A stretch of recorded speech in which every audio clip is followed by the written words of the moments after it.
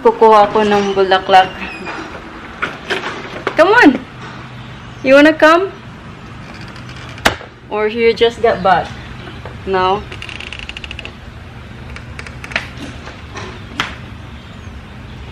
Uy, hurry up! Uy, pagdali!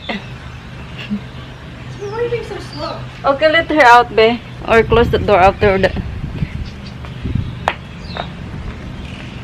Come on! Yung pusa namin, she's doubting to get outside.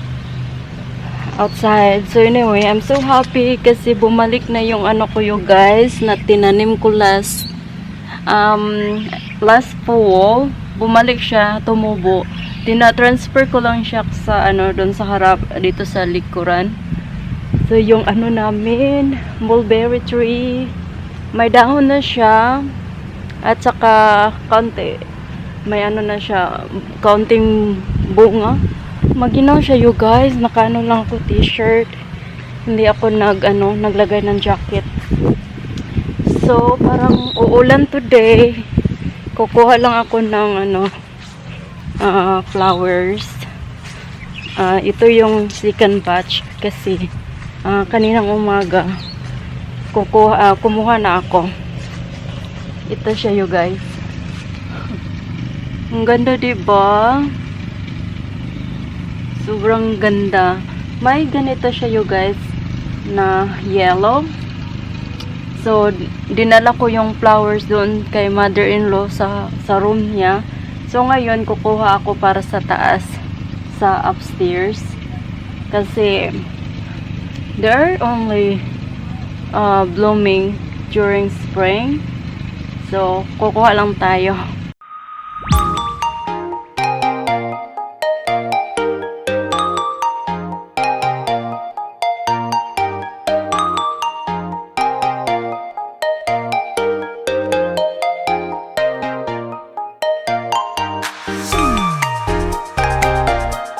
Ito na yun siya guys.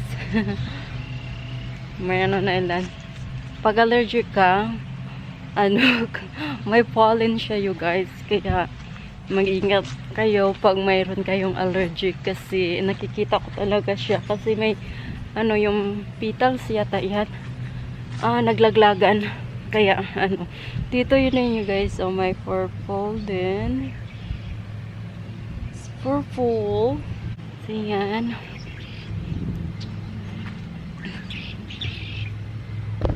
So wala pa akong supply you guys. Ito siya.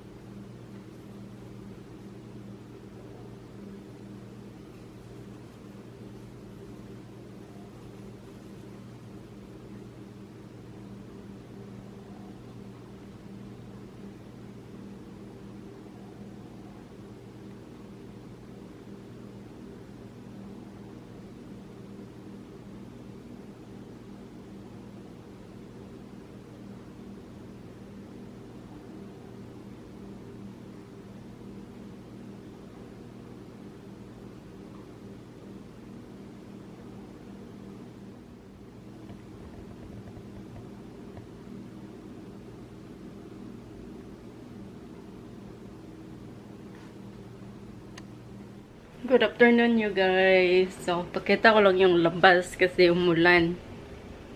Ano ko ba? Hindi makita. Oh, so yan.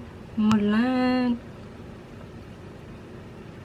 Yung ano namin neighbor, yung ano nila yard na green na, but sa amin hindi pa. May ano naman, nag-start na siya pero sa kanila it's more green. Yung kahoy namin, mayroon na siyang ano, dahon. Yan.